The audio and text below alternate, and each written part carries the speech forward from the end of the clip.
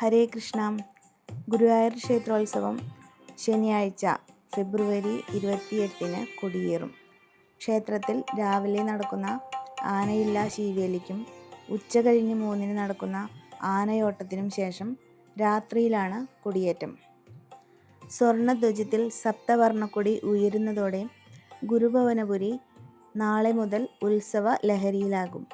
ക്ഷേത്രത്തിൽ ആനയില്ലാതിരുന്ന കാലത്തെ അനുസ്മരിക്കുന്നതിന് വർഷത്തിലൊരിക്കൽ മാത്രം നടക്കാറുള്ള ചടങ്ങുകളാണ് ആനയില്ലാ ശീവേലിയും ആനയോട്ടവും.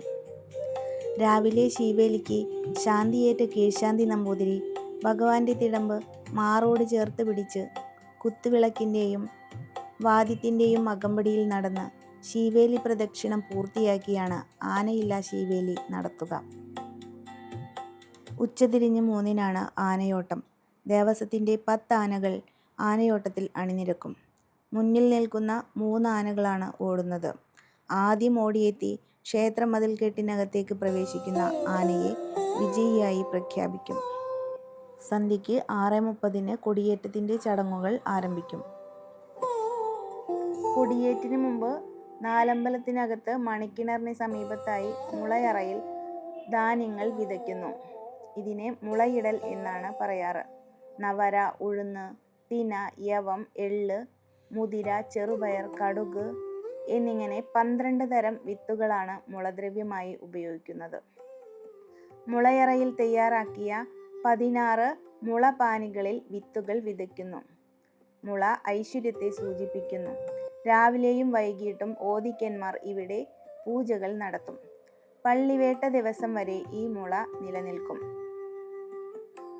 പള്ളിവേട്ടയ്ക്ക് ശേഷം ക്ഷീണിച്ചെത്തുന്ന ഭഗവാന് ഉറങ്ങുന്നതിന് ചുറ്റും കാടൊരുക്കുന്നത് ഈ മുളകളാണെന്നാണ് സങ്കല്പം. രാത്രി 9-നും 10-നും ഇടയ്ക്കുള്ള ശുഭമുഹൂർത്തത്തിൽ പൂയം നക്ഷത്രത്തിൽ ഉത്സവത്തിന് തുടക്കം കുറിച്ചുള്ള കൊടിയേറ്റം നടക്കുന്നു. തുടർന്ന് കൊടിപ്പുറത്ത് വിളക്കും നടക്കുന്നു. ഉത്സവം കൊടികയറിയതിൻ്റെ 2-ാം ദിവസം ശീവേലിക്ക് മുമ്പ് ദിക്കുകൊടികൾ കൂടി സ്ഥാപിക്കുന്നു. ഉത്സവത്തിൻ്റെ ചടങ്ങുകൾ അഷ്ടദിക്പാലകരെ ഏൽപ്പിക്കുന്നു എന്നതാണ് ഈ ചടങ്ങിൻ്റെ ഐതിഹ്യം.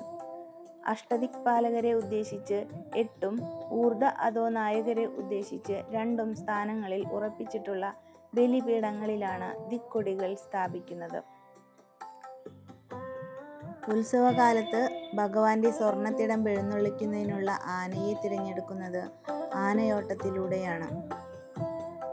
ക്ഷേത്രത്തിലെ നാഴികമണി 3 അടിച്ചാൽ ആനയോട്ട ചടങ്ങുകൾ ആരംഭിക്കും. പാരമ്പര്യ അവകാശികൾ എടുത്തു കൊടുക്കുന്ന കുടമണികളും കൊണ്ട് പാപ്പാന്മാർ ക്ഷേത്രത്തിൽ നിന്നും മഞ്ജുളാൽ പരിസരത്തേക്ക് ഓടിയെത്തി ആനകളെ അണിയിക്കും. ക്ഷേത്രം മാരാർ ശംഖു വിളിക്കുന്നതോടെ ആനയോട്ടം ആരംഭിക്കും. ആദ്യം ഓടിയെത്തി കിഴക്കേ ഗോപുരം കടക്കുന്ന ആനയെ വിജയിയായി പ്രഖ്യാപിക്കും. മുന്നിലെത്തുന്ന 3 ആനകളെ മാത്രമേ ക്ഷേത്രത്തിനകത്തേക്ക് പ്രവേശിപ്പിക്കുകയുള്ളൂ. അപ്പോൾ നാളെയാണ് ആനയോട്ടം. വീഡിയോ ഇഷ്ടമായാൽ ലൈക്ക് ചെയ്യാനും ഷെയർ ചെയ്യാനും സബ്സ്ക്രൈബ് ചെയ്യാനും മറക്കരുത്. പുതിയൊരു വീഡിയോയുമായി വീണ്ടും കാണാം. നന്ദി, നമസ്കാരം. ഹരേ കൃഷ്ണ.